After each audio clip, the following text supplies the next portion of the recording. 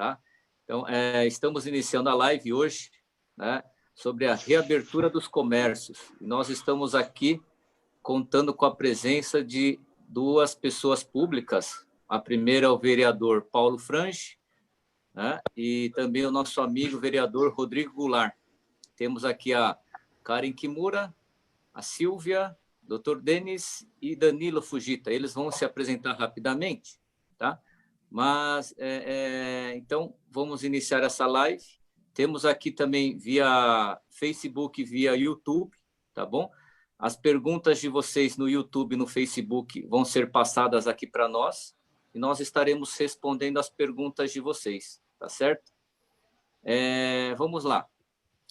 Para iniciar nossa live, nossa terceira live aqui do Grupo Compra e Venda, que é um grupo formado de mais de 1.700 pessoas, a grande maioria são empresários, então por isso foi o tema de hoje, sobre a reabertura dos comércios, né? E para iniciar, eu gostaria de uma breve apresentação do vereador Paulo Frange, que nos deu a honra da sua presença aqui nessa sala. Obrigado, Teruya. Para quem não me conhece, eu sou médico, sou vereador de São Paulo, estou no meu 6º mandato, sou cardiologista e especializado também em terapia intensiva. São 42 anos de medicina. Então, nós temos uma formação médica que hoje me permite uma proximidade muito grande com o que está acontecendo.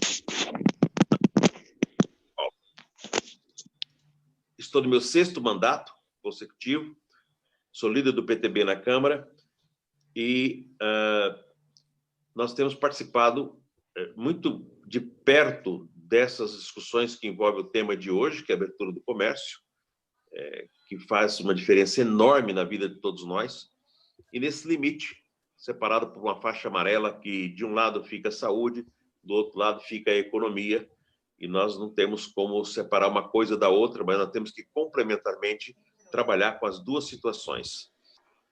É isso, Teruya. É um prazer muito grande estar aqui, uma oportunidade muito grande de poder estar com o seu público, com o público de todos nós, e aqui também com um companheiro jovem da Câmara Municipal de São Paulo, brilhante colega. Comecei minha vida pública com o pai dele na Câmara, o vereador Goulart, e hoje o Rodrigo Goulart está lá sucedendo e fazendo um trabalho maravilhoso na Câmara no seu primeiro mandato. Maravilha. Obrigado, vereador Paulo Frange, pela ajuda, né, que você tem nos dado, sempre orientando aqui os empresários. Eu vou passar a palavra aqui. O doutor Rodrigo Goulart está presente? Está presente, doutor Rodrigo Goulart. Eu vou passar a palavra para o vereador Rodrigo Goulart, para ele se apresentar. Boa noite a todos. Tive um probleminha aqui de conexão, não consegui ouvir o meu companheiro lá de Câmara, o vereador Paulo Frange, mas cumprimentar, agradecer o convite aqui, em nome do Marcos Teruya, um grande amigo, que a comunidade japonesa, né, nos deu essa proximidade. Meu nome o que a gente costuma usar é Rodrigo Goulart, mas sou Rodrigo Hayashi Goulart, e estou no primeiro mandato aí na Câmara, aprendendo muito com diversos companheiros, mas principalmente aí o professor Paulo Frange, quem tem a honra de partilhar bons momentos lá na Câmara.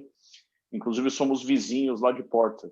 Quem aí estiver nos acompanhando, for visitar lá a Câmara, pode visitar os 2 vereadores em uma única ida. Tá? Mas a gente está aqui à disposição para a gente tratar de todos os assuntos referentes à retomada econômica na cidade. É uma retomada que a Câmara tem se mostrado protagonista, tanto tratando da área da saúde, que o doutor Paulo Frange, médico, tem ajudado muito nessas questões. Eu também sou da área da saúde, apesar de não ser da saúde humana, mas hoje a gente usa um termo, né, de saúde única. Sou médico veterinário formado e tenho atuado bastante também nessa questão da causa animal e da saúde única aqui na cidade. É mais uma pequena apresentação, uma breve apresentação, para que a gente nos coloque à disposição aí de quem está participando aqui desse webinar, desse debate, e também para quem nos assiste aí através das redes sociais. Obrigado mais uma vez, estou aqui à disposição. Muito obrigado. E as pessoas que estão assistindo a nossa live pelo Facebook, pelo YouTube, Cheguei aqui, só dá uma verificada se no YouTube está tudo ok. Eu recebi uma mensagem aqui de uma pessoa falando que no YouTube não está aparecendo, né? Não sei se é problema de conexão dele ou nossa, mas os dois vereadores aqui que estão nessa live, eles são amigos nossos, eles sempre estão apoiando aqui as pessoas do grupo. Quando alguém tem uma necessidade, nós indicamos os vereadores aqui que sempre nos apoiam e nos ajudam, né? Então, antes de mais nada, eles são amigos nossos, tá? Então, nós estamos aqui pela amizade e aprender mais com eles, porque eles têm a informação mais fresca, tá? Então, essa por isso que foi feito esse convite para os dois vereadores. E agora eu queria passar a palavra aqui para a Karen Kimura, né? Ela é nutricionista, consultora sanitária. Ela vai se apresentar aqui rapidamente. Boa noite, Karen. Boa noite a todos. Eu sou a Karen Kimura, eu sou nutricionista e eu sou consultora sanitária desde 2006. Eu fiquei um tempo na Vigilância Sanitária de Santo André, como voluntária, e aí depois tive a oportunidade de iniciar as consultorias. E aí, desde então, eu atendo restaurante, mercado, padaria, lanchonete, hotéis, motéis, fábricas também de alimentos e bebidas e eventos, e faço a parte de rotulagem, principalmente de importação ou alguma fábrica que está desenvolvendo algum produto. Então, a gente faz a rotulagem dentro dos parâmetros exigidos. E é isso, obrigada a todos pela companhia aqui de todos. Espero que seja uma live bem esclarecedora, que ajude muito. Precisando de alguma coisa, estamos aí.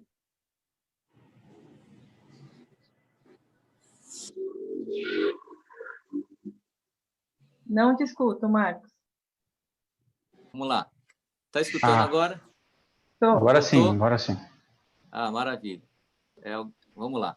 Então, a Karen deve estar ficando louca, né, com essa parte aqui de nutricionista, consultora sanitária, com vírus, bactéria e etc, né? Mas vai dar tudo certo. Na verdade, eu acho que a gente sempre... não mudou muita coisa, assim, né? A gente dá mais atenção agora, mas as regras sanitárias já eram bem exigentes. Então tá bom, tá certo. Vamos lá. Agora a próxima convidada é a Silvia Nakahata, Silvia Toshie, né? Ela é lá do Tampopo e também tem um restaurante. Por favor, se apresente, Silvia. Boa noite, Karen, boa noite, Marcos, boa noite, doutor Paulo, doutor Rodrigo, doutor Denis e doutor Danilo. É um prazer, me sinto lisonjeada estar com esse grupo tão importante no nosso dia a dia, né? E espero colaborar. Eu sou empresária, estou no comércio desde os 11 anos de idade, então, momento de retorno, né? As atividades, tirando as dúvidas com todos vocês. Você tem um restaurante também, não é? Tenho. Estou na área também de bar e restaurante. Meu marido, Mário, né? É o chefe de cozinha. Você, nosso cliente, muito obrigada. Né? E a gente está vivendo esse momento, né? Um momento de desafio, né? Para todo empresário brasileiro, para todo empresário do mundo, né? Então, agora a gente está nessa fase de retomada do comércio, mas o restaurante a gente ainda não tem previsão, né? Então, certo. Estamos atuando no delivery, né, Marcos? Tá certo. Mas aí depois nós podemos perguntar também para os vereadores se já tem uma previsão, né? Ô, Marcos, enquanto você está assistindo a live, também já vou fazer meu jabá. Faça seu pedido aí. É isso aí. iFood, Uber Eats, estamos lá. É isso aí. Legal. Tá certo. Agora o próximo é o doutor Danilo Fujita, que foi o idealizador dessa live. Ele não quer que fale, mas... Não, imagina, Marcos. Na verdade, eu tenho um grande carinho aí por todos os amigos do Grupo Compra e Venda e agradecer você pela... Você é a grande ponte, né, Marcos? Você que está ligando aí os empresários com os vereadores, com os advogados. Então, parabéns aí pela sua atuação e cumprimentar aqui os vereadores, as empresárias, né? Meu amigo Denis. E hoje eu vou dar só um recado aí sobre uma nova lei que entrou em vigor no Dia dos Namorados. E depois a gente, se o pessoal quiser, eu vou pedir para que eles façam o pedido para você, Marcos. Aí nas próximas lives a gente pode comentar um pouco mais. Eu sou advogado do Sacolão Saúde, né? Então a gente praticamente não parou, mas nós estamos preocupados agora com o retorno do comércio. A gente está sentindo que pode vir uma segunda onda, então a gente está já implantando os protocolos de retorno, vamos dizer assim, dessa segunda fase. Boa noite a todos aí, obrigado pela oportunidade. Marcos. Obrigado. E agora eu vou passar a palavra para o nosso grande amigo, né, meu amigo pessoal também, Dr. Denis Capabianco. Quando eu precisei, pedi uma indicação através do grupo. Falei, olha, eu preciso de um advogado bom. Mandaram um monte. Mas um deles falou assim para mim, ó, pode ligar para o Dr. Denis que ele é o melhor. Eu liguei e estamos aqui até hoje, né, doutor? É isso aí, Marcão. Boa noite a todos. É um prazer enorme estar aqui na presença das ilustres personalidades, né? O nosso vereador Paulo Frange, o nosso vereador vereador Rodrigo, amigos o Danilo, a Karen, a Silvia, a qual eu cumprimento o público todo. O que me motiva a estar aqui é a nossa amizade. Eu também sou advogado do grupo Compra e Venda e eu tô no ramo há 21 anos esse ano. Esse ano eu completo 21 anos de atividade. Desde o início, sempre atividade empresarial. O escritório hoje conta com 8 advogados associados, uma estrutura administrativa de mais 6 colaboradores, e a gente advoga especificamente na área empresarial, desde de pequeno comércio até grandes indústrias e multinacionais. Então, a gente tem em carteira uma vasta clientela e cuida desde direito do trabalho, direito tributário, as questões todas a gente trata com equipes específicas para cada caso. E é sempre um prazer estar aqui, me coloco à disposição de quem precisar. Quem já precisou sabe da minha forma de agir, né? Eu tomo o problema do cliente como se fosse meu. Então, isso é que dá a diferença do nosso trabalho. O Danilo também, o André, são todos assim muito presentes na vida do cliente. Bom, nós temos aqui também a presença do André Lizuca, que ele está em um outro compromisso também, mas ele está online aqui. E o Shigeki está na nossa retaguarda, vendo a parte de Facebook, YouTube, e ele está encaminhando as perguntas do YouTube e Facebook para nós aqui. Tá? Então, quem estiver assistindo, por favor, se tiver dúvidas, manda por escrito, só digitar lá no texto que o Shigeki vai encaminhar aqui para nós, tá bom? Temos aqui uma primeira pergunta do nosso amigo Tetsuo Higa. Ele adora um restaurante bom, hein? Vou indicar o Ikedaya para ele. E também o Consulado da Bahia. Vamos lá. Uma pergunta aqui. Não sei quem vai responder. Não sei se é a Karen ou algum dos vereadores, se vocês tiverem esse conhecimento. Luz UVC funciona para banheiro? Num banheiro de 2 metros quadrados. Lâmpada de UVC e quantos watts? E quantos minutos? Essa é a pergunta do Tetsuo Higa. Alguém pode responder ou sabe a resposta? Começou com uma pergunta difícil, né? Karen? Então, nos banheiros, na verdade, a preocupação que a gente tem muito é com o lixinho do banheiro, né? Porque já sabe-se que ele pode ser transmitido por fezes e urina. Então, na verdade, em outros países tem o hábito de jogar o papel higiênico direto no vaso sanitário. Mas aqui não. né? E a nossa tubulação também não comporta isso.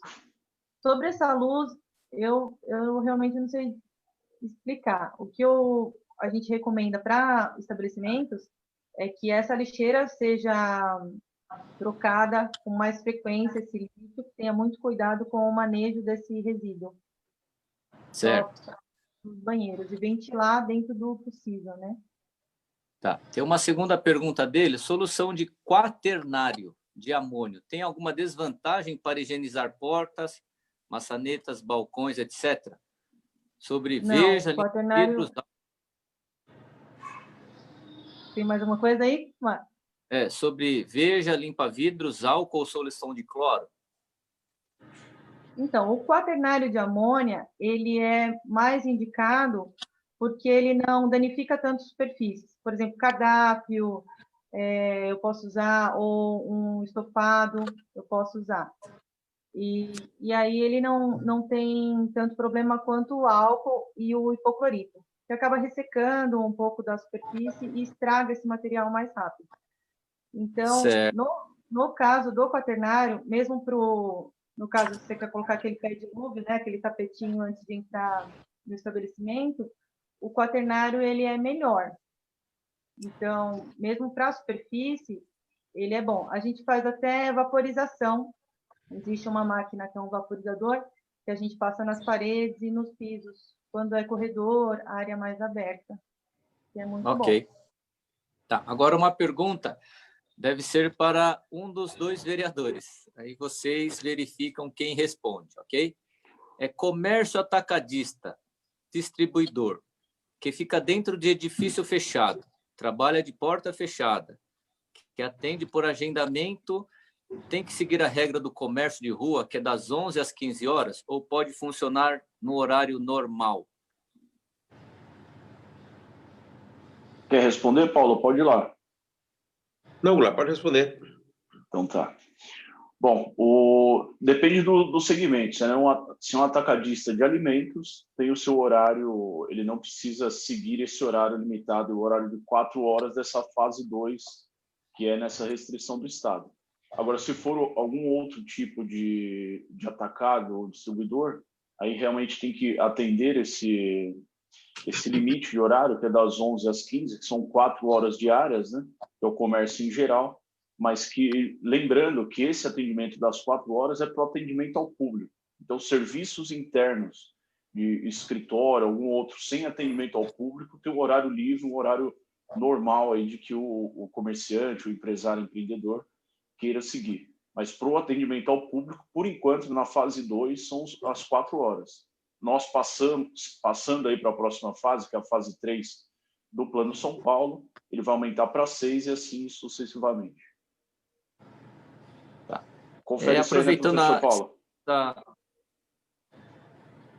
Aproveitando a sua resposta, vereador, já tem uma previsão para liberar o pessoal da fase 3? Olha, Marcos, a previsão não tem uma previsão de data, tá? Toda essa liberação das fases acontece em cima de dados técnicos que foram elaborados aí por esse decreto estadual.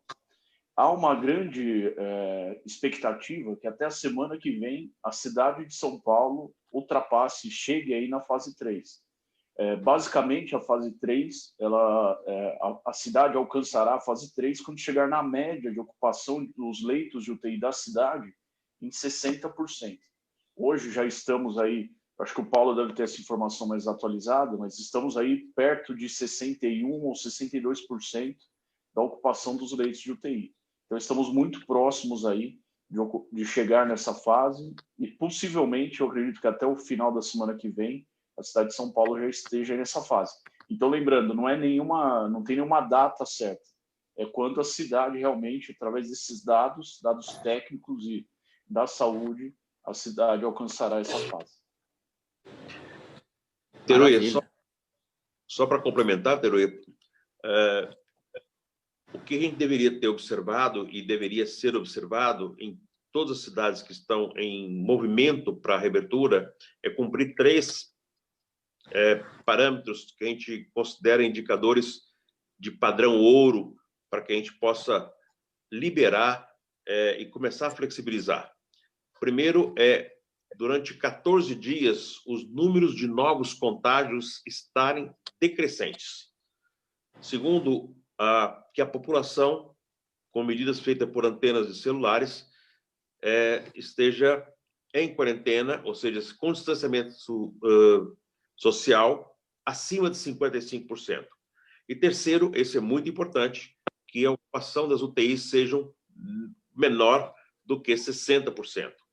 Na verdade, São Paulo, quando entrou nesse processo da flexibilização, nós estamos a caminho disso. Nós não estamos com os 3 indicadores de ouro presentes, mas muito próximos. Como a cidade tem uma capacidade enorme de investimento e tem a possibilidade das aberturas dos leitos todos que nós tivemos, a presença dos hospitais expandindo os hospitais próprios e ampliando parcerias privadas e ampliando hospitais que não estavam na nossa conta e passaram a fazer parte do nosso grupo agora, nós tivemos uma movimentação em cima do decreto do governador que nos deu a oportunidade de abrir bem próximo do limite.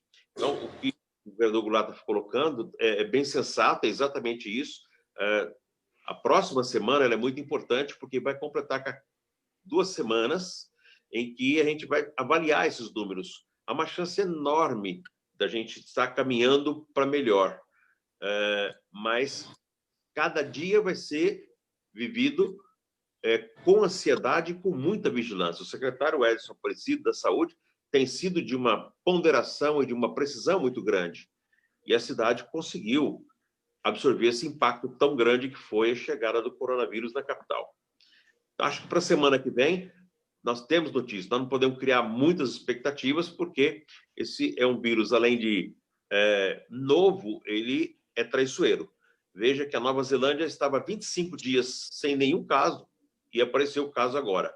A China, que já tinha quase que caído no esquecimento, sendo citada por doença como coronavírus, voltou a ter agora um fechamento parcial de uma cidade do tamanho de Pequim. Então, nós precisamos tomar muito cuidado, porque nós não saímos da fase 1 e nós temos o risco de ter uma segunda onda. Esse é o problema. Tá certo. Então, agora eu vou fazer uma pergunta para a Silvia, da Tampopo. Silvia, você ficou quase 70 dias fechado, né? A loja fechada. Com certeza, muitas contas para pagar, impostos para pagar, funcionários querendo saber se quando voltam a trabalhar, clientes querendo comprar. Como que está agora? Como que está a sua loja trabalhando aí 4 horas por dia? Olha, Marcos, foram praticamente 80 dias, né? E você falou contas a pagar. Desde o início, eu me condicionei a treinar a ser uma boa inadimplente, né? Porque sempre fui uma boa pagadora, mas num momento que eu me vi numa situação dessa, né? Acho que a gente entrou num desespero grande de conter, né? Reter o máximo possível de capital. E essa reabertura, olha, Marcos, a gente reabriu no momento em que também o clima esquentou, né? Então, como a gente está no ramo de moda, então a gente depende muito também do clima para vender, né?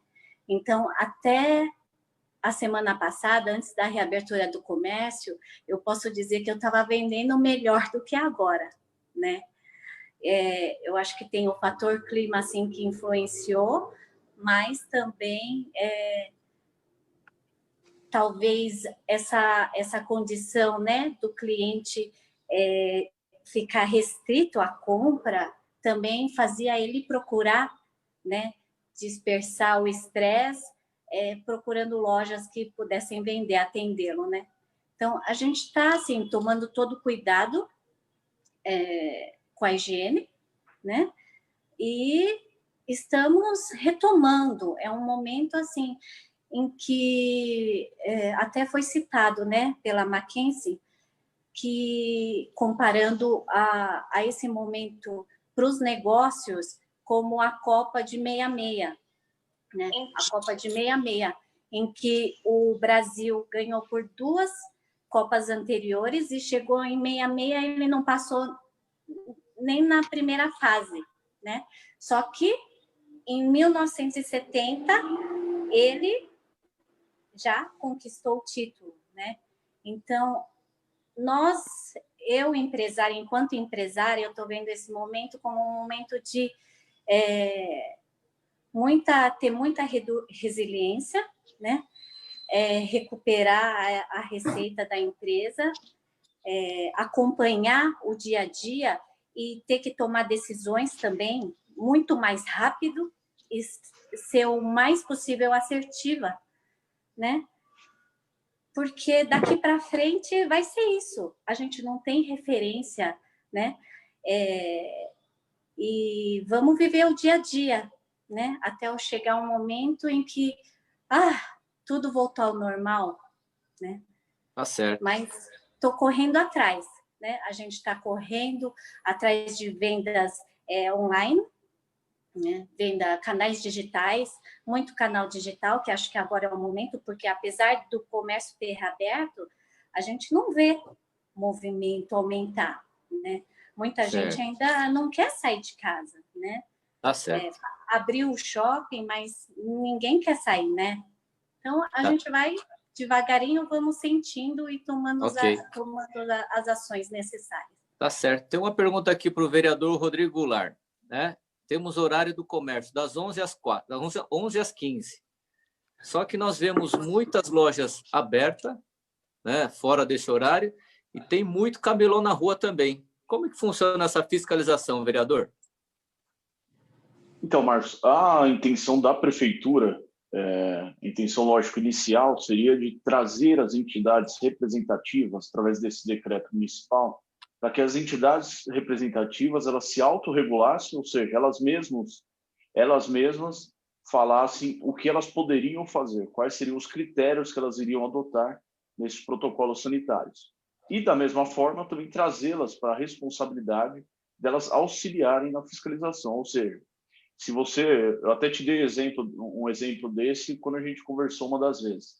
Se eu tenho uma loja e você é meu vizinho de loja, nós somos associados à mesma entidade representativa. Se eu não estou seguindo os critérios que a própria associação estabeleceu, disse à prefeitura que ela iria cumprir, e você cumpre todos esses critérios, você mesmo vai ligar para a entidade que nós somos associados e vai falar para a entidade, meu vizinho que também é associado não está cumprindo. Então, ou a própria entidade ela auxilia nessa fiscalização, ou então a própria prefeitura. Mas a gente sabe, até uma das intenções da prefeitura foi exatamente essa, de trazer e dividir essa responsabilidade, porque a prefeitura não tem perna para atuar na fiscalização de toda a cidade.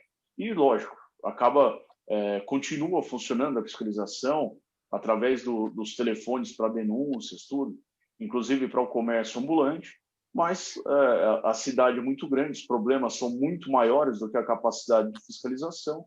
Então, são essas duas formas que hoje a gente tem. Ou fazer a denúncia, ou conversar com a própria entidade que representa tal segmento, ou então continuar com aquele processo normal da fiscalização rotineira aí da prefeitura. Não alterou em nada, viu, Marcos? É só a prefeitura continua fiscalizando, mas pede para que também essas entidades representativas auxiliem também o atendimento desses critérios aí que as próprias entidades comprometeram, e, na verdade, não foi a prefeitura que decretou o que tinha que fazer.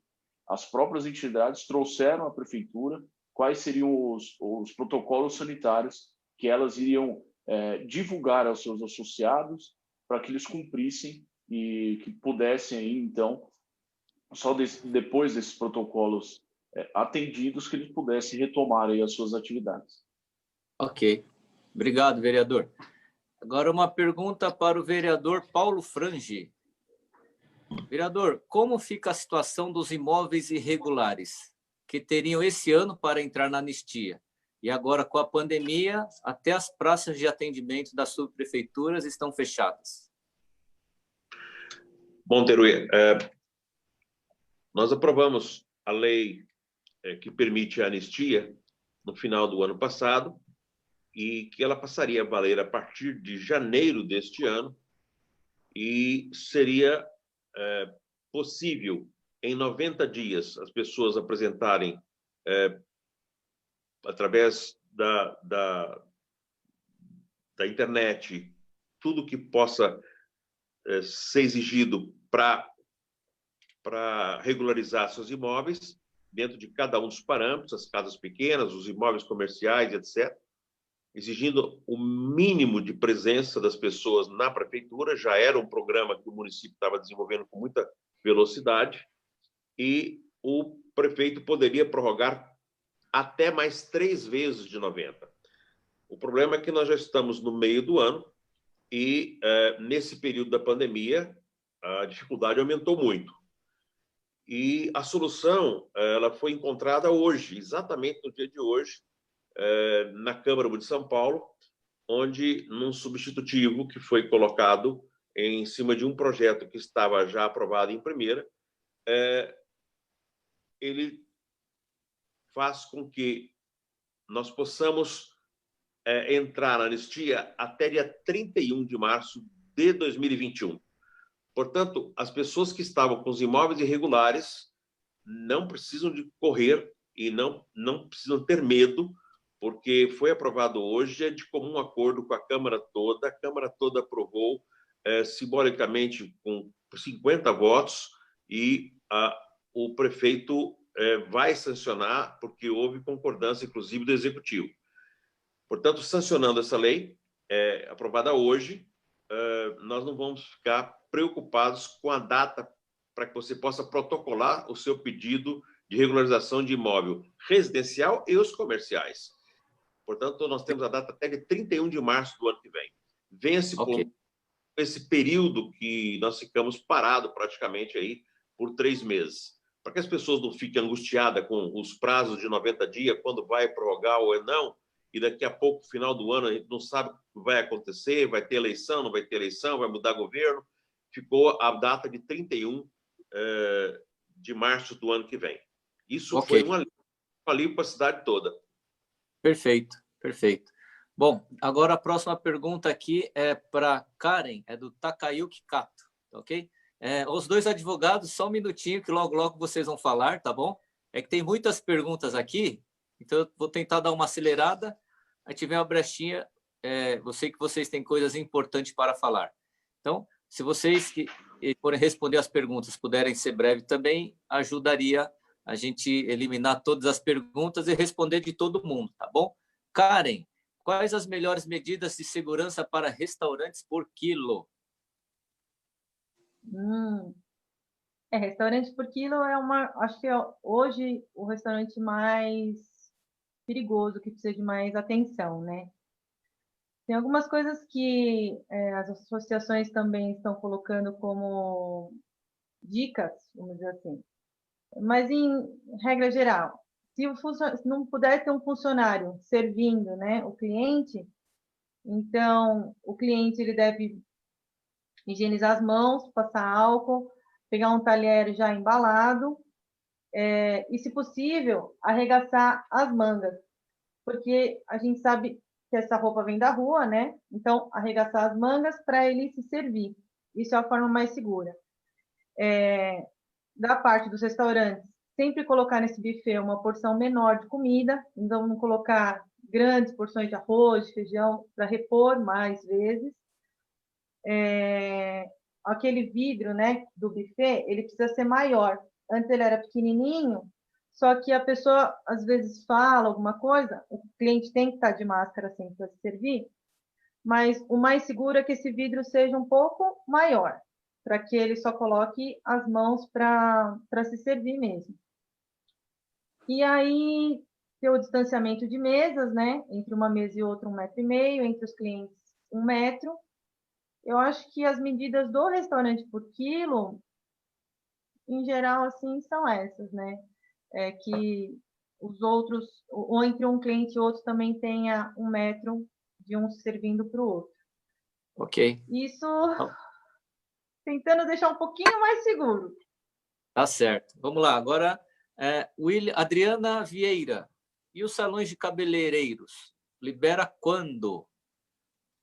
Vereador Rodrigo Goulart? Então, Marcos, na verdade, pela fase aí do Plano São Paulo, isso não depende, tá? É importante a gente falar que nós temos aí 2 decretos. O decreto estadual, que estabelece a restrição do Plano São Paulo, e o decreto municipal. O mais restrito é o que vale depois de uma decisão da STF. Nós temos advogados aqui, inclusive, que falam que somos entes concorrentes, né? São o Estado, município e federação, e que vale o mais restritivo. Então, o Plano São Paulo, os salões de cabeleireiro, bares e restaurantes estão enquadrados na fase 3, que é essa fase que nós estamos aí, se tudo correr bem, próximos a alcançar. E é nessa fase 3 que tanto salões de cabeleireiros como bares e restaurantes poderão ser abertos aí. E nós esperamos, como disse o vereador Paulo Frange, se tudo correr bem aí, nos próximos dias nós alcancemos aí essa fase. Ok. Tanto salões como bares e restaurantes poderão ser abertos aí. Agora uma pergunta aqui para o doutor Paulo Frange, do Sérgio Teruia. Considerando que todos os empresários estão tentando sobreviver nesse momento e que somente o governo federal está liberando dinheiro para os trabalhadores e financiamentos subsidiados para as empresas, por que a Prefeitura de São Paulo não pode prorrogar os vencimentos do IPTU e ajudar todos? Parabéns pelo trabalho junto às comunidades da Zona Norte de desinfecção com a farmácia Conde. Obrigado, Teruia. Bom, a discussão que envolve o IPTU, ela vem sendo tratada na Câmara. Há um desejo dos vereadores junto ao Executivo para que a gente possa fazer alguma coisa para vencer esse obstáculo agora, que é a despesa todos os meses sem a entrada por esse período. O que preocupa, Teruia, é que o impacto da pandemia no nosso orçamento, ele já começa a passar de 10 bilhões esse ano. Então, de um orçamento de 70 bilhões, a gente já tem aí uma avaliação prévia de que 10 bilhões a gente vai ter menos de arrecadação sem mexer em ISS e IPTU. É lógico, só considerando a arrecadação a menor do ISS e mantido o IPTU. Mas esse é um assunto que a Câmara está tratando e a gente deve resolver isso de alguma forma. Eu não vejo outra saída a não ser o município também participar agora com alguma coisa. Nós tínhamos lá atrás sugerido que, nesse período da pandemia, a gente não abriria a mão, mas essas parcelas que vencem nesse período da pandemia seria jogado para o final do ano, para início do ano.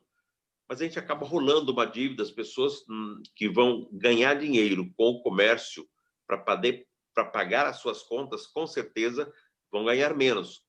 Esse novo normal significa que também nós vamos ter um consumidor mais criterioso nos seus gastos. Portanto, a receita não deve ser tão parecida quanto a do ano passado. Deve ter uma receita menor quando tudo voltar ao normal. Ok. Perfeito, vereador. Agora uma pergunta para o nosso doutor Danilo Fujita, né? Era sobre aquela lei que você disse que era importante todos saberem sobre... É melhor o doutor responder. Doutor Danilo, por favor. Dias a gente alcancemos aí essa fase.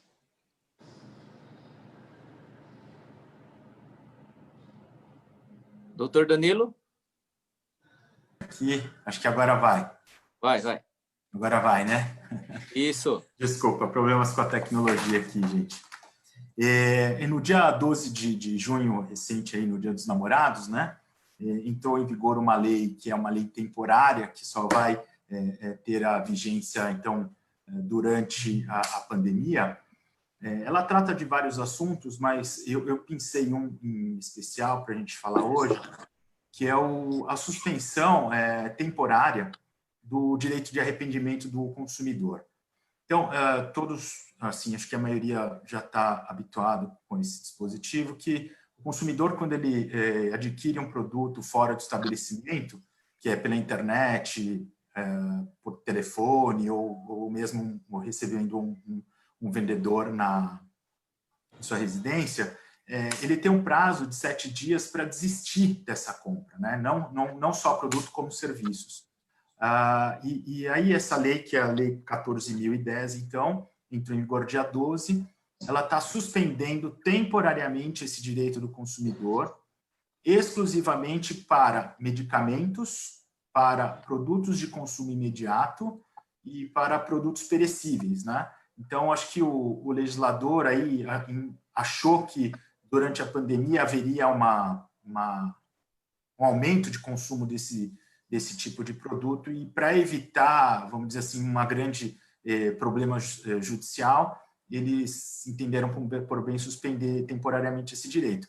E só rapidamente, só para concluir, essa lei veio muito porque o judiciário também estava com receio de que ele também fosse alvo de um apagão. Então, tem muitas leis que estão sendo colocadas aí para evitar esse tipo de briga na justiça. É uma lei temporária. Até dia 30 de outubro, o direito de arrependimento para produtos perecíveis, medicamentos e produtos de consumo imediato está suspenso. Tá bom?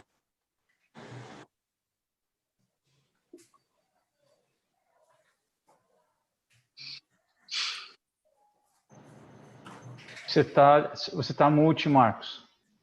Está no mute. Vamos lá, voltei aqui, ó. Voltei. Vamos lá. Eu deixei no mudo aqui para não atrapalhar o som aqui de vocês.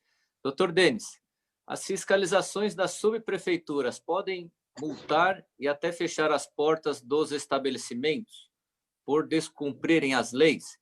Pergunto. E as polícias militar, civil, PROCON também podem, por causa do descumprimento das leis, da reabertura do comércio? Você pode fechar? Vamos lá, Marcos. É o seguinte, quem tem o poder de fiscalização, como dito, são os fiscais, né? Então, a Polícia Militar, ela não tem o poder de simplesmente ir lá e fechar, ela tem que chamar apoio de quem tem a competência administrativa para fazer, às vezes, do fechamento, advertência, ou até a multa, a aplicação de multa, cancelamento de alvarás, etc. Então, a Polícia Militar, quando vai em algum estabelecimento, geralmente ela vai acompanhada de um fiscal. Então, ou porque tem denúncia, alguma coisa. Ou seja, o policial militar não pode passar na frente de um estabelecimento e determinar que feche.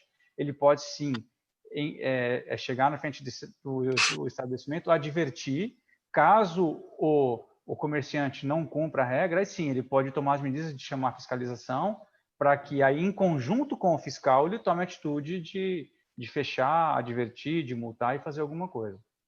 Tá ok, tá ok. Agora, Silvia, você notou alguma mudança de hábito no seu consumidor? Sim, Marcos, o consumidor agora ele está bem mais consciente, né? Não existe mais a compra por impulso, acho que a não ser por máscaras, né? E realmente, assim, o consumidor está consciente, está comprando o que precisa, até por medo, por receio, né? Da falta, né? Então, ninguém sabe, todo mundo tá falando da economia, como é que vai ficar. Então, tá bem complicado. Acho que para nós empresários está sendo bem desafiador comprar novos produtos, escolher produto certo para vender. Então, tá bem complicado nessa hora, nessa ação de compra, essa ação de compra para uma empresa de moda, né? Porque você não tem mais referência, você não tem mais atividades sociais, né? Então, isso mudou. As pessoas estão usando o que tem, né? Ok. Vamos lá, próxima pergunta. Deve ser para Karen. É melhor o cliente lavar as mãos com... É melhor orientar o cliente a lavar as mãos ou álcool 70 já basta? Na verdade, só o álcool 70, se a mão estiver suja, não faz nada. Ele é uma ação de asepsia psicológica. Então, se você está com a mão suja e passa o álcool, mas a mão tem uma camada, né, de gordura, de sujeira, o álcool não vai fazer esse milagre. Então, o ideal é falar para o cliente lavar as mãos, e aí, se quiser, se não tiver, talvez um sabonete antisséptico, principalmente para a área de produção, e aí usa o álcool. As pessoas se sentem mais seguras com o álcool, na verdade, né? Mas tem que saber usar. Eu prefiro sempre falar, lave as mãos sempre que puder. Me permite... melhorar... Doutor Paulo. Essa é uma área que a gente discutiu bastante, Karen. Quando começou a história do tem que usar álcool gel e não existia no mercado, nós insistimos muito, junto com o pessoal da infectologia, que era muito mais importante lavar a mão com água e sabão, porque todo mundo tem isso em casa, do que usar o álcool gel. O álcool gel complementa. Quando você está na rua, aquele álcool que vai dentro do bolso, num tubinho pequeno, ele resolve muito a sua vida na rua. Mas nenhum dos produtos que tem aí no mercado até agora substituiu a água e o sabão, né? E ele é universal. Então, é muito importante. É como você falou. Na verdade, uma coisa complementa a outra, mas se você não tiver o álcool gel, só a água e o sabão é muito importante. O problema é que você não encontra em todos os lugares água e sabão. Por isso que na rua, o álcool gel acaba complementando mesmo. Sim. Tá Sai certo. no ônibus, passa, aí ok, né? Mas porque não pode, né, lavar as mãos. Sempre que possível, lavem as mãos. Tá certo. Agora eu vou passar a palavra para o Dr. Denis, que ele pediu 2 minutinhos da nossa live para falar um pouco sobre políticas públicas. É isso, Dr. Denis? É isso aí, Marcos. Esse nome feio, né, que a gente utilizou aí para fazer o chamamento dessa live, nada mais e significa do que a atividade do Estado frente à sociedade. Então, quando eu digo Estado União, Estado mesmo, né, o Estado de São Paulo e municípios. São todos os entes estatais que, quando tomam alguma atitude... Por que eu disse atitude e não serviço? Porque a atividade do Estado ela não é só serviço. Ela também, por exemplo, tem a obrigação estatal de criar lei, a obrigação estatal de dar segurança, que aí sim é um serviço. Isso de forma direta ou indireta. O que significa um serviço estatal de forma indireta? Exemplo, a obrigação do Estado é fornecer o ensino. Então, o Estado ele não conseguiria atender a demanda de toda a população, ele acabou desmembrando o direito dele, né, a obrigação dele, para que o ente particular possa fazer isso, claro, de acordo com as regras que o próprio Estado cria, para que o setor privado faça as vezes do Estado. Então, utilizando o exemplo de escola, existem as escolas privadas, existem as universidades privadas, porque é o Estado atuando de maneira indireta. Então, por que eu quis entrar nesse tema, até abarcando um pouco do que o vereador Rodrigo falou?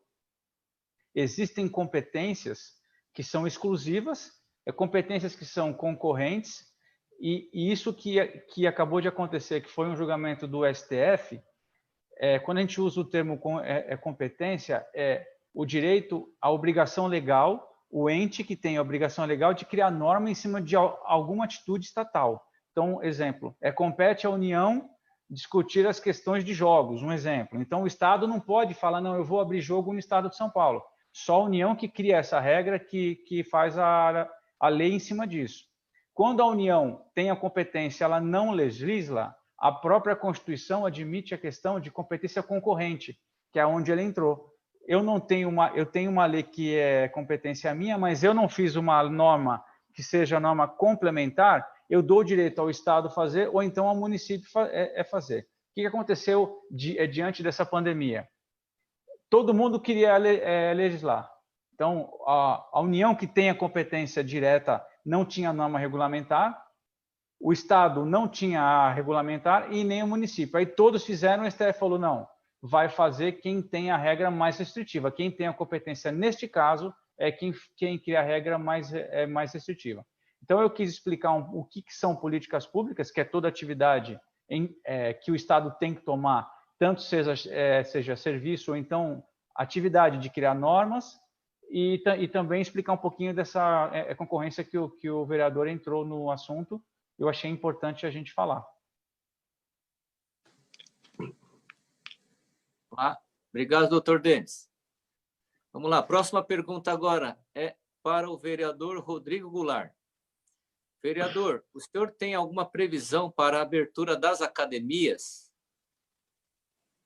Ô, Marcos, muito importante também essa pergunta. Hoje eu participei, estive lá na coletiva de imprensa que o governador fez no Palácio dos Bandeirantes, e foi citado aí por algumas vezes o setor de academias. Eu tenho tido um trabalho importante junto com a Associação Brasileira das Academias, que é a ACAD Brasil, presidida inclusive por um grande conhecido aí nacionalmente, que é o nadador Gustavo Borges, e que eles fizeram, se não o primeiro, um dos primeiros protocolos sanitários, mesmo antes da prefeitura fazer qualquer pedido. A ACAD Brasil, junto também com o CREF, que é o Conselho Regional de Educação Física, fizeram esse protocolo. E a gente tem tentado também, possivelmente já neste próximo anúncio, que o governo do estado tenha um outro entendimento quanto às atividades físicas, principalmente nas academias e também os esportes individuais, como eu cito sempre o exemplo do golfe, o exemplo dos esportes a motor. Não tem o porquê esses esportes serem tratados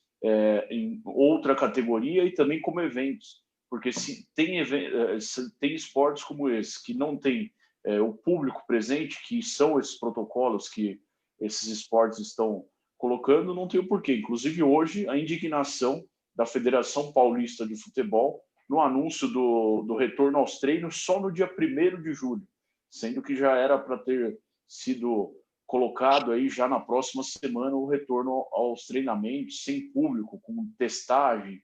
Então, são algumas dificuldades que a gente tem enfrentado, mas que a ACAD Brasil, falando em nome de todas as academias, apresentou esse protocolo, um protocolo muito rígido, que depois, inclusive, eu quero passar aqui para o Paulo Frange, o Dr. Paulo Frange, para que ele dê uma olhada também, e tenho certeza que ele, entendendo disso, se ele já não teve o acesso a esse protocolo, certeza que ele, como médico, como técnico na área, vai entender que as academias, tomando todos esses cuidados, poderiam voltar aí numa fase, possivelmente na fase 3 agora que a gente está para alcançar, mas se não isso, não só na última fase, porque a última fase, eu acho que é muita rigidez para um segmento que, na verdade, ao fim de tudo, a atividade física ela promove saúde. Tanto é que o educador físico ele está enquadrado também na área da saúde. Então, se promove saúde, não tem o porquê estarmos aí numa última fase ou muito longe disso acontecer.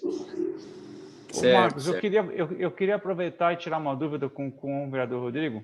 Claro. Ele entrou num tema de critério, né? Então, agora eu falo com muita gente, você sabe que eu conheço muita gente, né? Então, o que me causou indignação, e também com muitas outras pessoas, por exemplo, eu não vou citar nomes de emissoras de TV, porque eu acho que aí também é muito direto o assunto e não é o caso. Mas, exemplo, foi aprovado que as empresas de telecomunicações, elas são serviços essenciais. Aí eu vejo no jornalismo, jornalista esportivo cobrindo Olimpíada de Sacada. Eu vejo jornalista esportivo falando do que não está tendo futebol no mundo. Então, eu queria saber qual foi o critério utilizado pelo governo, é claro, se vocês puderem falar, que autorizou esse tipo de jornalismo. Eu acredito que o jornalismo de informação, ok. Agora, jornalista esportivo fazendo o que na televisão? Eu queria entender o porquê dessa relação, se vocês puderem, é claro, dentro do que vocês têm de conhecimento dentro do município, né? Porque eu estou falando de coisa de estado, que não acho que... Mas, enfim, se vocês puderem esclarecer, eu gostaria muito. Denis, na verdade, como você disse, né, que o jornalismo informativo, eu acho que foi a partir desse critério que foi estabelecido a essencialidade, vamos dizer assim, não sei nem se é o termo correto, mas do serviço de informações. Agora, o que você colocou aí de esportivo ou qualquer outro tipo de cobertura, eu acho que a gente acaba...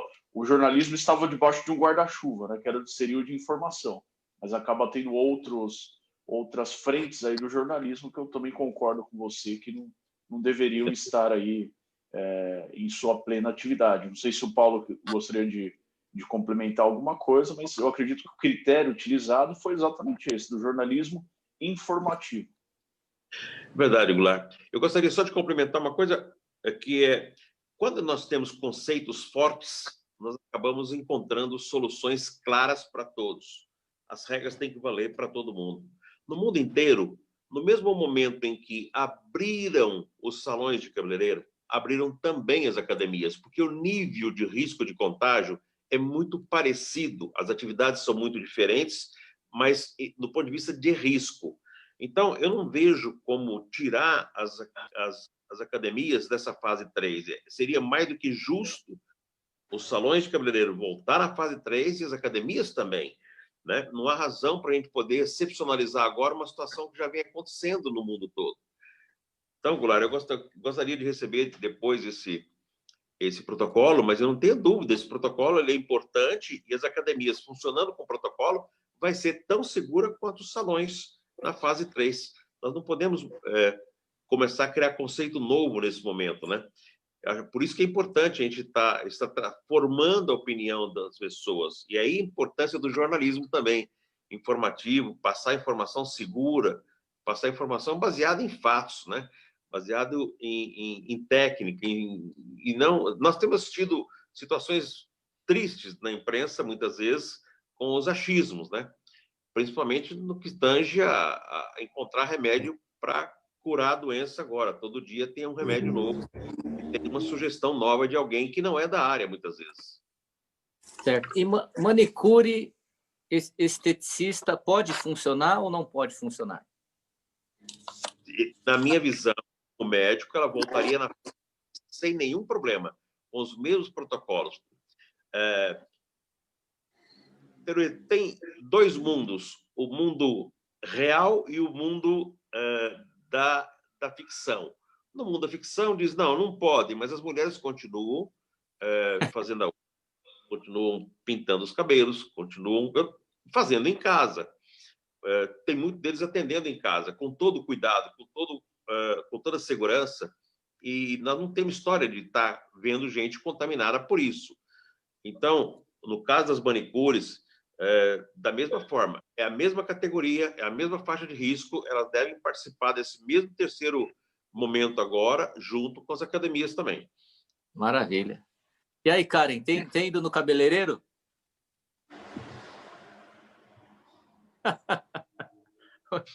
Tem ido no cabeleireiro? A mão também? O som não está saindo, o seu som. Pronto. Eu ainda não estou optando pintar o cabelo. Ah, é? E a Silvia? unha eu não posso fazer, porque eu trabalho na área de alimentos, então eu já não faço mesmo. Tá certo. E a Silvia, tem ido no cabeleireiro, feita a unha? Olha o tamanho do meu cabelo, Marcos. Não vejo a hora de reabrir. Ah, é? Eu, o doutor Denis, os vereadores também, o doutor Danilo, todo mundo vai no cabeleireiro, ó. Eu já fui no meu. Vocês eu já estão fui aparados. Inclusive, o nosso governador vai também, viu? Não sei aonde, mas ele vai. Percebi. Ô, Marcos, mas eu, como veterinário, eu não sei se vocês acompanharam, mas eu trabalhei muito para a reabertura, aí, além das clínicas veterinárias, do banho e tosa. Então, eu acabo indo nos meus colegas veterinários para fazer uso do serviço. Tá certo. Ó, a minha barba, ela só apareceu depois da pandemia, viu? Quando acabar a pandemia, eu corto, tá? Mas o cabelo não tem jeito, tem que cortar. Aí vou lá no meu amigo, e para vocês verem, ele trabalha no piso superior, o Sidney. Fecharam o salão dele e hoje ele trabalha na casa dele. Então, no salão ele não pode, que tem mais estrutura. Agora, na casa dele, que é improvisado, ele pode trabalhar. Umas maneiras aí que criaram para, não sei se facilitar ou dificultar o trabalho, mas é assim que está acontecendo. Marcos, tá? Marcos, me desculpa. Eu também tenho uma pergunta aí para os vereadores, por favor. Dr. Paulo Frange e para o Rodrigo. Eu queria saber como é que estão os protocolos para o retorno das escolas aí, que é um assunto que eu tenho estudado bastante também, A maioria das escolas particulares já tem adotado algum tipo de protocolo para o retorno, mas parece que as escolas públicas ainda não conseguiram formatar, né, algo. Queria entender como é que está esse processo. Danilo, olha, eu vou colocar a preocupação com isso. Foi uma das primeiras manifestações quando começou a pandemia. Nós estávamos muito assustados com a baixa testagem que o Brasil estava fazendo. Hoje nós somos o país, Brasil, que menos testa nas Américas. E nós perdemos para o mundo todo para 2 ou 3 países da África como número de testagem. Por que eu estou falando isso? Porque quando começou a pandemia, vamos tirar as crianças rápido da escola, nós começamos a questionar, e como é que elas voltam? Bom, elas serão as últimas nesse processo todo de flexibilização. Até porque as crianças são portadoras, na grande parte delas, sem sintomas, levam a doença para dentro de casa e essas crianças ficam muito com os avós e podem ter a doença transmitida para os avós, matarem os avós. Mas a notícia que saiu hoje na TV é exatamente a sua pergunta. Puxa, o setor público ainda não definiu como ficará o plano de retorno para o segundo semestre. Não tem aula antes de agosto, com certeza absoluta na rede pública. Mas como é que vamos voltar? Eu imagino que a gente tem que fazer uma ampla testagem para poder trazer essas crianças de volta. E com distanciamento, e com alternância de aula, não todos os dias com a mesma turma. E nós vamos ter que manter os professores sendo testados. Nós temos uma dificuldade muito grande dessa busca ativa da doença. Portanto, eu acho que esse retorno às aulas vai ser o último e vai depender muito da eventual segunda onda nossa. Nós não sabemos se ela vai ter ou não. O fato é que, como São Paulo achatou muito a curva logo no começo, e é por isso que nós estamos numa situação muito boa hoje, foi muito importante o que foi feito até agora, nós vamos esticar um pouco mais a presença da doença. Vai morrer muito menos gente em São Paulo do que o resto de outros estados do Brasil, proporcionalmente a número de habitantes. Mas nós fizemos a lição de casa. Agora, a volta das crianças, com certeza, é uma situação delicada. E um ano letivo que, entre nós aqui, podemos falar claramente, nós estamos na metade do ano, perdemos uma boa parte desse ano letivo. Tá Marcos, certo. Eu queria aproveitar uma deixa de pergunta para o vereador Paulo Frange, porque ele também é médico, obviamente. Deixa eu só complementar um pouco a resposta aqui do Paulo. Desculpa, eu acho que tecnicamente, perfeitamente é isso, não tenho nem capacidade para falar além do que o Paulo falou, mas só de uma preocupação que está tendo aí, já que a gente está falando de educação, mas principalmente no setor privado. A gente sabe que a maioria, eu não digo todas, mas a grande maioria do setor privado, inclusive representados pelo CIESP, que é o Sindicato dos Estabelecimentos de Ensino Particulares do Estado de São Paulo, o presidente Benjamin Ribeiro da Silva, ele tem dito e trazido para nós aí da Câmara, inclusive foi tema de um dos meus discursos de alguns dias atrás, a preocupação dos estabelecimentos de ensino que atendem principalmente a classe C, D e E, que se esses estabelecimentos de ensino, ou seja, os pais de alunos não terem condições de pagar esses estabelecimentos, os estabelecimentos de ensino, ou perder esses alunos, ou eles falirem, a rede pública de ensino não está preparada para receber esses alunos.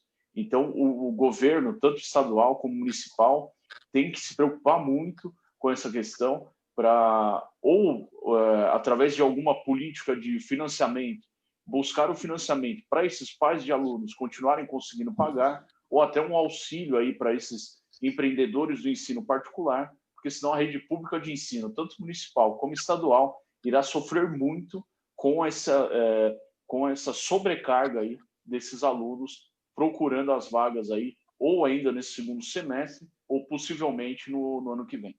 Era só esse complemento, desculpa. Denis, deixa eu só fazer uma intervenção, você já pega a palavra. Eu só queria dizer também que tenho ouvido muito também como houve assim, uma resistência das escolas em conceder um desconto muitos pais optaram por tirar as crianças da escola particular e levar na pública. Então, também tem esse agravante. Além das escolas que não vão conseguir, digamos assim, sobreviver, tem pais que, por uma condição financeira, também não conseguiram manter os filhos nas escolas particulares e ou estão parando pararam de levar na escola particular e estão transferindo para a pública para não ter responsabilidade aí penal e civil, etc. Mas é isso aí. Obrigado, gente. Eu queria perguntar para o vereador Paulo Frange que o senhor falou dos testes, né? É testar. Qual é a credibilidade desse teste chinês, que é o que está no mercado disponível hoje em dia? Aliás, desculpa, eu vou complementar a pergunta, porque, por exemplo, a minha mãe tem idade avançada, ela foi positivada de Covid, eu tive todos os sintomas, o meu irmão teve, a minha esposa teve, as pessoas tiveram. A minha mãe fez o teste, deu positivo, eu fiz e não deu, com os meus sintomas. Eu queria saber a credibilidade que tem esses testes. É verdade. Um dos grandes problemas do teste é exatamente a credibilidade dele. Tem empresa demais vendendo para o Brasil. E isso vai ficar uma lição muito grande aqui para as empresas brasileiras e para o empreendedor brasileiro, né? O governo vai ter que olhar agora com outro pensamento para a indústria da saúde e insumos para a saúde. Nós não podemos depender de 94% de tudo que nós estamos utilizando no Brasil hoje da China. Nós não podemos mais. Portanto, vai ser questão de segurança pública tratar da indústria farmacêutica e tratar dos investimentos na indústria dos produtos a serem utilizados pela saúde. Os testes que estão vindo não têm a mesma qualidade que gostaríamos que tivesse. A China, ela é importante demais nesse mercado mundial, só que ela teve muita coisa devolvida. O Canadá devolveu muita coisa que comprou. Estou dizendo o Canadá. Nós aqui temos muito que não recebemos e muito que gostaríamos de devolver também. Agora, teste, gente, é o seguinte: tem febre, tosse, está com sinal, tem que fazer nos primeiros 8 dias, pelo menos na primeira semana, tem que fazer aquele teste com suave, aquele teste que é feito para você identificar a presença do vírus. Esse teste ele é importantíssimo, é ele que decide. Depois disso, nós temos que fazer o outro teste, que é para identificar se tem a doença ou se ficou imunidade pela doença, que é a sorologia para ver IgG e IgM. Essa situação, quando é feito os testes rápidos, o percentual de negativos em pacientes que são positivos é alta e não traz segurança. Por isso que tem que ser interpretada pelo médico numa situação dessa, repetir o teste ou fazer num outro momento. Às vezes você está num momento da janela imunológica e você não tem ainda a sorologia positiva para te dar a segurança de que você saiu da doença. Enfim, é um assunto bastante delicado falar da indústria chinesa, nós temos muito que aprender com a China, mas nós precisamos agora de investir bastante em ciência e tecnologia. O Brasil tirou tudo que tinha de recursos de investimento nos últimos anos de ciência e tecnologia. Os nossos grandes cientistas hoje estão trabalhando fora. A grande parte, inclusive o Redensevir, que é uma das medicações mais promissoras que tem até o momento, lá nos Estados Unidos, quem está conduzindo o processo do laboratório há quase 30 anos é um brasileiro de nome André Calil. E a gente tem que assistir ele dar entrevista nos Estados Unidos. Olha, ele é brasileiro, mas está há 30 anos aqui. Ou seja, nós exportamos os nossos talentos, do mesmo jeito que nós fazemos com o futebol, infelizmente. Tá ok. Bom, nós temos aqui mais 12 minutos de live e temos 10 perguntas aqui para vocês. Então, a resposta tem que ser o mais breve possível, tá ok? E ainda vou pedir para a Karen e para a Silvia fazer uma pergunta para os vereadores aí também, tá? Vamos lá. Pergunta para doutor Paulo Frange. O senhor que é médico, sente seguro com a abertura do comércio em São Paulo? Tem o quê? O senhor que é médico, sente seguro com a abertura do comércio em São Paulo? Então, eu te falei dos indicadores que nós chamamos de ouro, né? Nós não estamos com nenhum deles nessa mesma margem de segurança. Vamos aguardar essa próxima semana. Com toda a cautela, nós vamos poder reabrir o comércio. Mas tem que ser bem administrado. E aqui nós vamos ter que chamar a sociedade à responsabilidade. Todas as categorias que estão voltando ao trabalho, todas as atividades comerciais, precisam de cumprir os protocolos que estão acertando com a prefeitura. Se não fizer isso, nós vamos ter uma segunda onda e vamos ter que fechar tudo de novo. Tá ok. Uma pergunta do Facebook para o Dr. Paulo Frange também. O senhor pode explicar a ação que o senhor ficou na dianteira com hipoclorito de sódio? Onde e como devemos fazer? Não é bem uma dianteira. Existe um processo que já é comum no mundo todo, e isso aconteceu no mundo todo, da aplicação, da pulverização feita com hipoclorito de sódio nas vias e logradouros, nas unidades básicas de saúde, nos terminais de ônibus, nos terminais de metrô. E a gente, aqui em São Paulo, nós conseguimos uma parceria muito legal com uma empresa chamada Farmaconde, ela é de São José dos Campos, e eles montaram uma estrutura e estão fazendo isso conosco aqui em subprefeituras. Passa um dia todo com 11 tratores, um grupo grande de pessoas, sem nenhum custo para São Paulo. O hipoclorito é importantíssimo na desinfecção dessas áreas. Além de vírus, mata bactérias, inclusive uma grave, que é a salmonela. Portanto, é um produto muito importante. Nós vamos ter com isso agora para frente, acostumar a ver essa situação. E a gente pede muito ao governo que não descuide do sistema de ônibus. Os ônibus precisam ser higienizados permanentemente, e os vagões de metrô e trem também. Ok. A Farmaconde está fazendo gratuitamente, então, vereador? Sem nenhum custo para São Paulo. Eles fizeram um investimento grande com uma frota de tratores, com tanques, com pulverizadores, chega a jogar cerca de 10 metros de raio e vai complementando com homens com bombas costal em ambientes onde nós não temos condição de entrar com trator. Nas unidades de saúde, os tratores passam na porta e eles entram nas unidades, aquelas que permitem.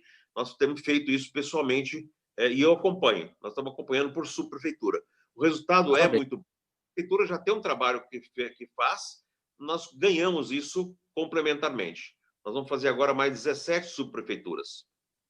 Parabéns. Agora uma pergunta para o doutor, ou melhor, vereador Rodrigo Lar, né? Ele é veterinário, vereador? Isso, veterinário. Aqui, deve ser em relação à reabertura de parques municipais. Existe algum prazo, algum plano? Marcos, ainda não existe nenhuma previsão. Eu até vi uma das perguntas aqui, perguntando também dos serviços de atendimento, das praças de atendimento da prefeitura, também não há nenhuma previsão. Os parques públicos deverão ser abertos assim que os clubes sociais, também, que a gente chama, né, também tiverem o seu funcionamento permitido. Mas ainda não se sabe se vai ser tratado como as atividades esportivas que estão lá na fase 5 do governo do estado, ou se terá também algum tipo de antecipação. Mas também lembrando que nós estamos a cargo aí das medidas mais restritivas, que neste caso são as do estado, e essas atividades esportivas estão consideradas na fase 5. Então, hoje estamos na fase 2 do Plano São Paulo, teremos aí mais 3 fases ainda para avançar para que os parques públicos ou as atividades esportivas voltem ao normal. Ok.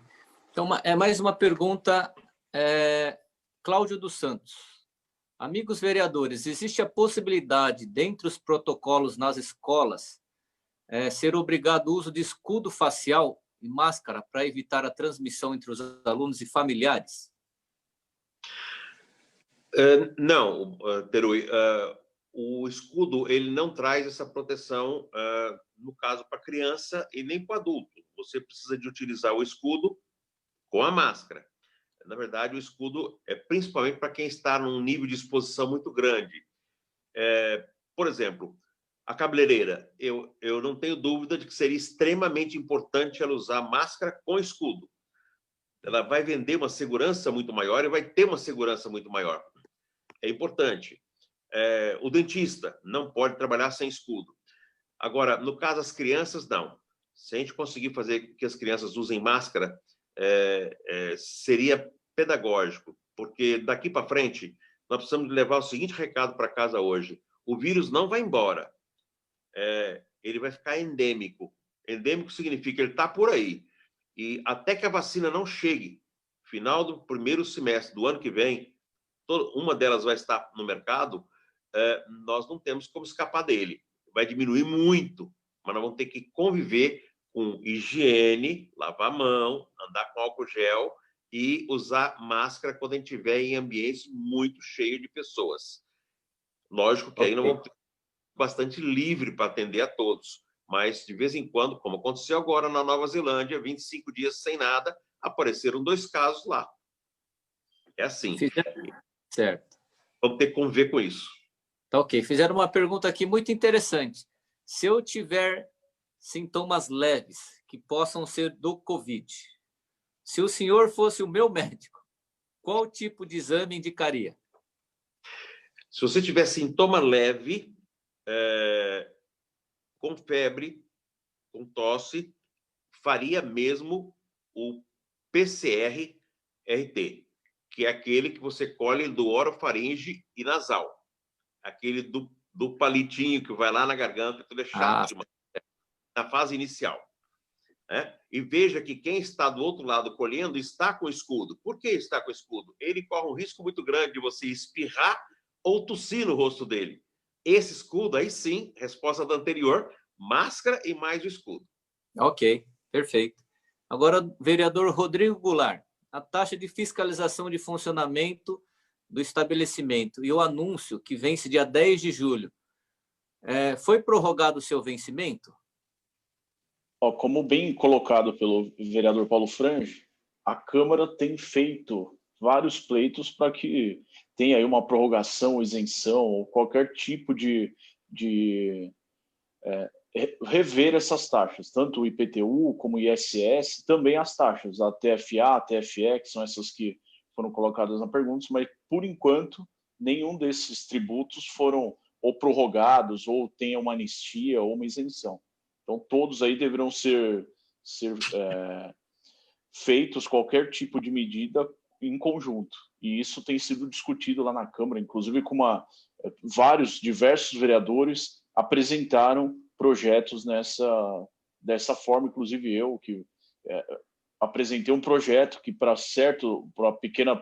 empresas pequenas e médias, com isenção, e para as maiores empresas também uma postergação desses tributos. Ok. Agora o doutor Paulo Frange, uma pergunta. Tem alguma previsão para a abertura total do Hospital Brasilândia?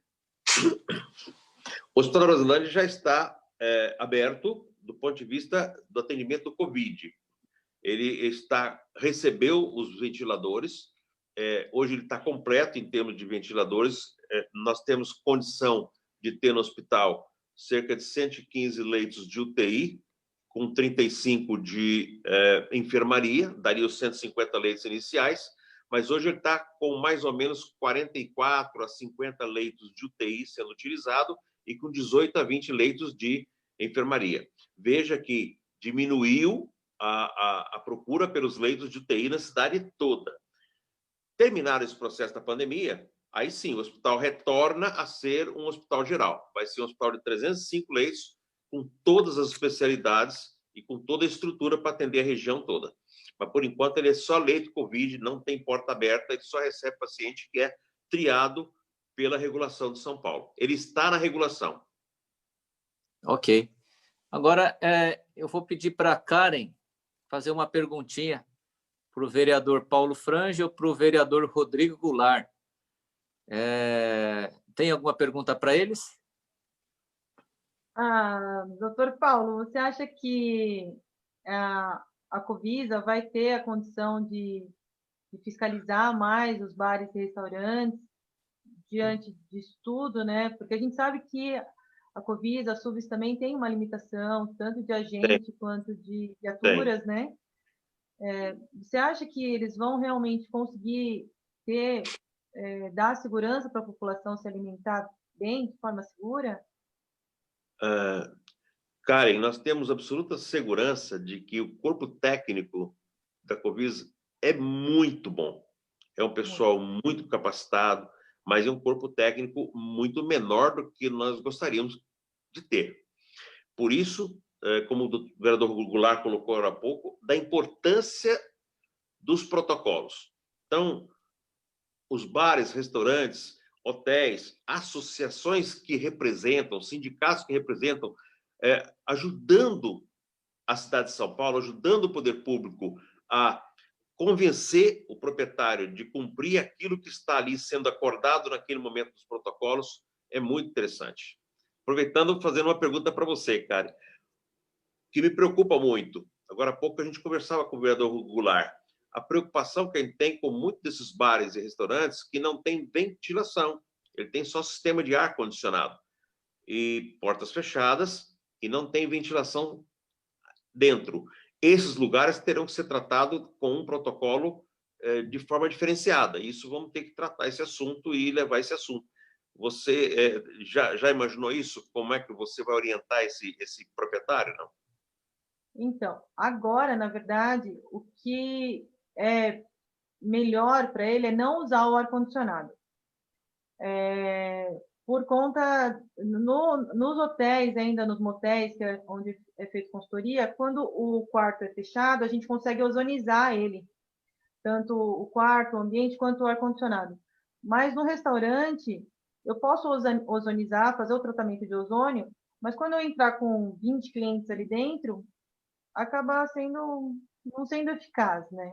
Então, o ideal é que eles mantivessem todos os acessos, as ventilações naturais abertas, não fizesse a ventilação forçada, não tivesse esse fluxo forçado de ar para um cliente não passar para o outro, isso de forma empurrando o vírus, né, mesmo para ele.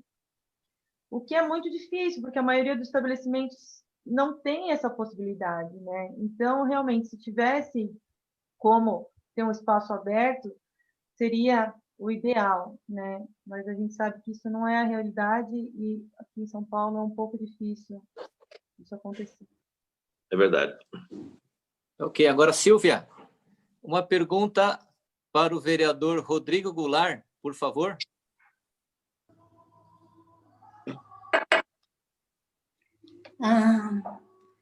Vereador, mesmo depois de descoberta a vacina, quais os hábitos de higiene que a gente vai ter que manter, levar adiante? Porque o vírus também pode sofrer mutação, pelo que a gente escuta falar, não é isso?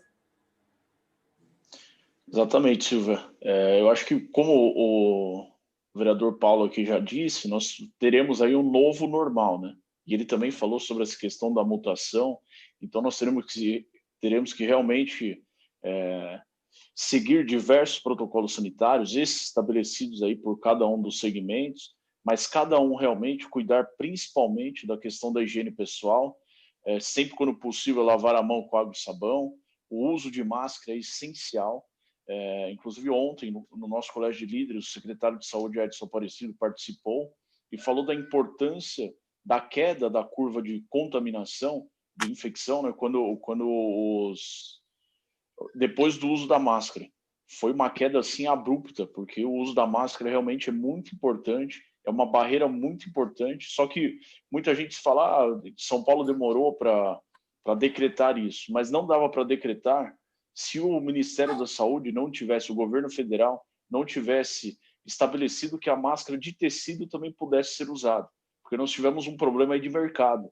Os mercados, tanto nacional como mundial, eles não tinham como suprir a demanda aí do uso da fabricação das máscaras. Então, logo depois que as máscaras de tecido foram colocadas aí como uma possibilidade também de serem usadas, a Prefeitura de São Paulo decretou também o uso, e isso ajudou muito nessa curva. Então, o uso da máscara, as face shields, quando o contato com o vírus for muito alto, e também essa questão da higiene pessoal, com certeza serão requisitos básicos para esse novo normal. E depois que a vacina tiver desenvolvida, nós temos que, como o Paulo já falou em alguma outra resposta aqui, nós teremos que conviver com o vírus para que a gente possa viver aí normalmente depois, mas normalmente sempre com convívio, como o Paulo disse também, na endemia, né? Então, nós que somos da área da saúde, a gente sabe da questão da endemia, pandemia, mas eu acho que a população já está consciente o bastante para que a gente volte aí aos poucos, reabrindo o comércio e tendo aí o convívio social com um pouco aí do distanciamento, mas que a gente viva esse novo normal junto com as nossas famílias e também com os nossos amigos. Maravilha. Então, o uso da máscara foi o grande responsável, a falta do uso da máscara foi o grande responsável para que o número de contaminação chegasse aonde chegou. Olha, eu acho que o Paulo pode falar mais apropriadamente, mas eu tenho certeza que a falta do uso da máscara, inclusive nós temos resultados de outros países, principalmente os asiáticos, lá de onde são os nossos antepassados, no Japão, sim, o uso de máscara já era praticamente habitual. Então, muitos desses resultados positivos desses países, com certeza a gente pode considerar pelo uso da máscara. Verdade. Olha, só uma fala rápida. Nós ouvimos agora há pouco a importância de falar em política pública. Nós temos 27 pandemias sendo conduzidas no estado, no Brasil.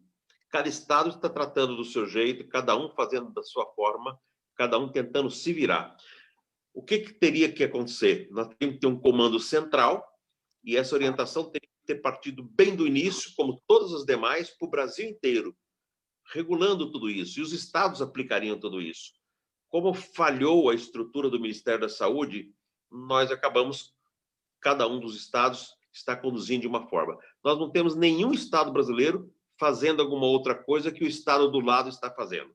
Nós temos hoje 27 estados, cada um tratando a sua doença da sua forma e também flexibilizando de acordo com aquilo que ele entendeu que é o bom, que é o melhor, com o bom senso. Faltou exatamente aquele norte que vem lá do Ministério da Saúde, que vem da Anvisa e que vem do Poder Central, como aconteceu no mundo todo. O Brasil é uma exceção na condução do processo da pandemia. É uma exceção no mundo. Ok. Bom, passou aqui do nosso horário, mas eu acho que essa live aqui está tão boa que, por mim, estendia mais 1 hora tranquilamente. Muito conhecimento adquirido, muita informação, dúvida. Eu tenho certeza que todo mundo tem dúvida aqui. Eu não sei se posso abrir mais perguntas para vocês, né? Porque os vereadores, como nós sabemos, têm diversos compromissos. O vereador Rodrigo Goulart terminou uma live agora há pouco para entrar na nossa live, né? O vereador Paulo Frange também usa o Zoom diariamente.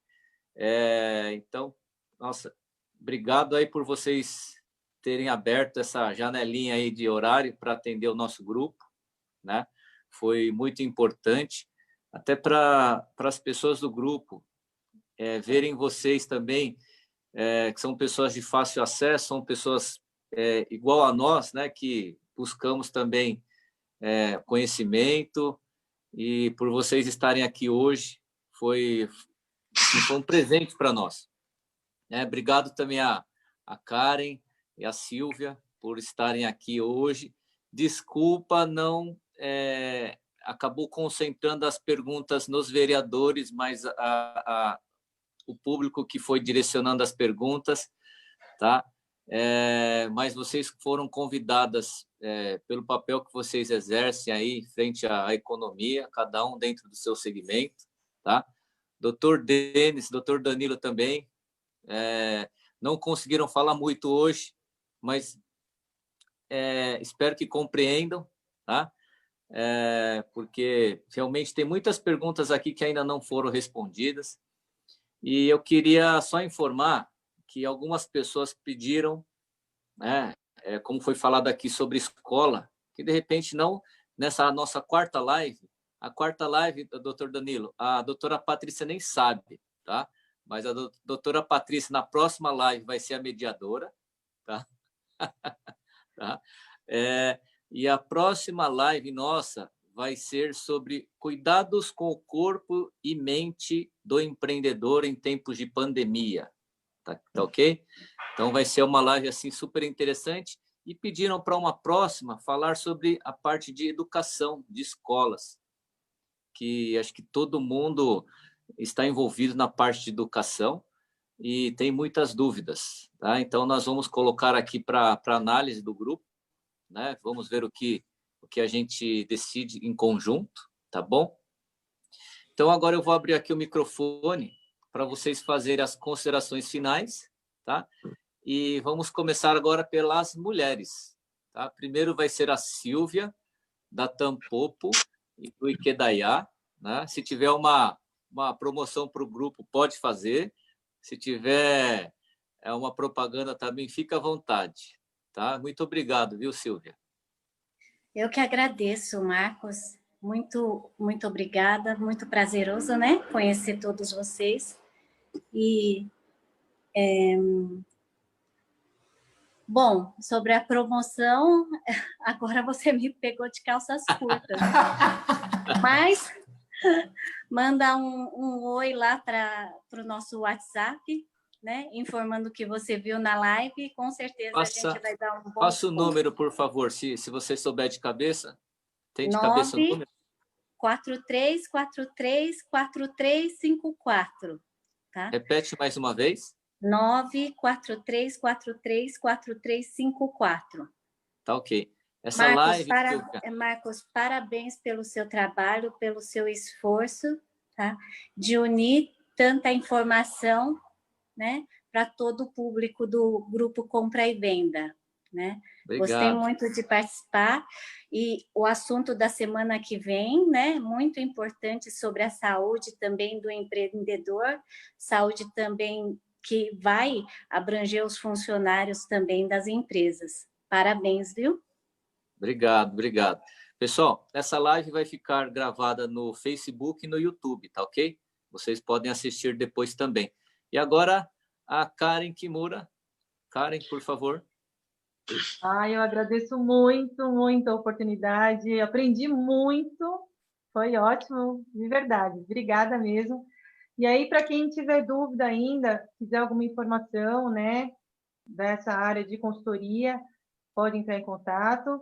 Eu já tinha divulgado no grupo de compra e vendas que para o grupo, como uma forma de auxiliar todos, eu acho que nesse momento, quanto mais informações a gente trocar e puder um ajudar o outro, a gente sai disso mais rápido e melhor. Então, pode entrar em contato e falar que é do grupo de compra e vendas, que tem sim um preço especial para todo mundo, que aí a consultoria auxilie vocês a ter mais segurança na hora de abrir, né? E obrigada a todos. Opa, Karen, você faz live também, não faz? Não tem lá o seu canal? Faço live. Faz a propaganda. Divulga. Eu faço lives muito ou para a comunidade de Okinawa, né, do Horizon. Estou fazendo a propaganda aqui do Horizon, né? Que eu tenho a honra de ser vice-presidente no momento. Então, a gente faz as lives semanais, né? Para divulgar a cultura de Okinawa. E eu faço também as lives relacionadas à consultoria sanitária. Essas últimas foram sobre hospedagens, hotéis e motéis, que precisou realmente ter uma atenção maior. E o ramo de motéis agora, como está tudo fechado, shopping, restaurante, né? Então, é um lugar que a gente precisa mostrar o quão é seguro para as pessoas irem, ainda mais agora que foi Dia dos Namorados, né?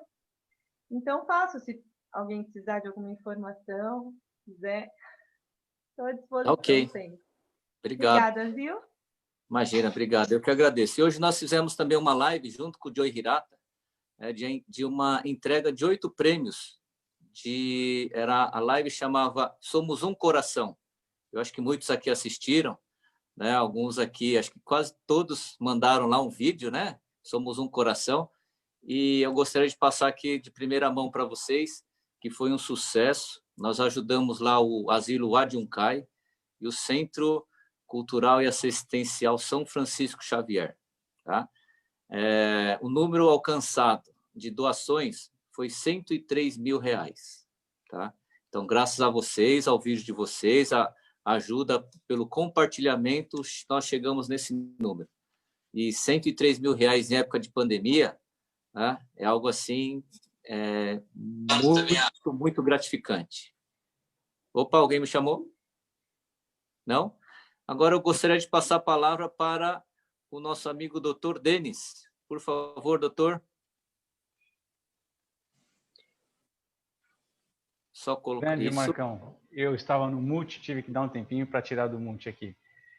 Eu só tenho palavras para agradecer, ainda mais diante a presença dos nossos queridos vereadores, que são pessoas extremamente do bem, que estão aí para ajudar o povo no que for preciso, né? E também me colocar à disposição do grupo. Então, eu vou fazer uma promoção para os 36 que ficaram aí. É como eu sempre faço, né? Informação a gente dá para quem é do grupo Compra e Venda, eu não cobro nada de informação, seja por e-mail ou por telefone. Então, eu continuo com essa campanha de quem é do grupo Compra e Venda se identificando. Eu dou ao menos uma informação sem custo algum. Ou alguém da minha equipe também pode fazer. Então, eu fico à disposição e mantenho isso aí para quem é do grupo. E no mais, eu também agradecer a oportunidade de estar aqui, de poder dar um pouco do que eu tenho de informação para aquelas pessoas que precisam, e eu me sinto honrado de fazer parte desse grupo. Sei que você é um cara que faz muito por muita gente, e eu sou um cara extremamente grato a você e a todos do grupo, agradecendo a todos aí pela paciência comigo, e estamos juntos sempre. Muito obrigado a todos. Obrigado, doutor. Valeu. Agora o doutor Danilo Fujita. Olá, gente. Bom, também agradecer, né, Marcos? Cumprimentar as meninas aí, a Karen e a Silvia, que representando as mulheres empreendedoras aqui de São Paulo. Fico honrado também por ter participado do Dr. Paulo, do Dr. Rodrigo, e principalmente a você, né, Marcos? Sei que você é um guerreiro aí incansável. E convidar a todos, vender meu jabá.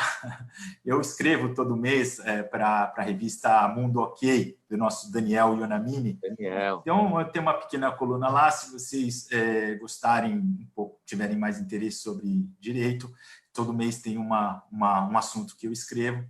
E comentem lá, critiquem, né? Digam o que vocês querem que a gente fale, que nós vamos fazer, tá bom? Obrigado, viu, Marcos? E, assim, como eu falei, você realmente é a grande ponte aí para todos esses extremos aí que a gente está vivendo aí. Obrigado. Obrigado. Agora, eu vou passar a palavra aqui para o vereador Rodrigo Goulart. Por favor, vereador. O microfone é seu. Ô Marcos, obrigado. Primeiro, agradecer você pelo convite, pela oportunidade de estarmos aqui. Eu participo também de um dos grupos Compra e Venda, tenho muitos amigos que participam aqui também do grupo. Me colocar sempre à disposição de vocês, e cumprimentando aqui em nome de todos os participantes, da Silvia, da Karen, dos doutores, o doutor Danilo, o doutor Denis. Doutor Denis, que nós temos uma boa coincidência aqui, que depois quero me aproximar ainda mais dele, também o doutor André, e cumprimentar meu amigo de Câmara, amigo já de família, um grande amigo e companheiro do meu pai por muito tempo na Câmara, o professor Paulo Frange. Eu sempre falo por ele aí que a gente tem atuações em conjunto em diversas frentes, mas sempre falo que ele é um grande exemplo.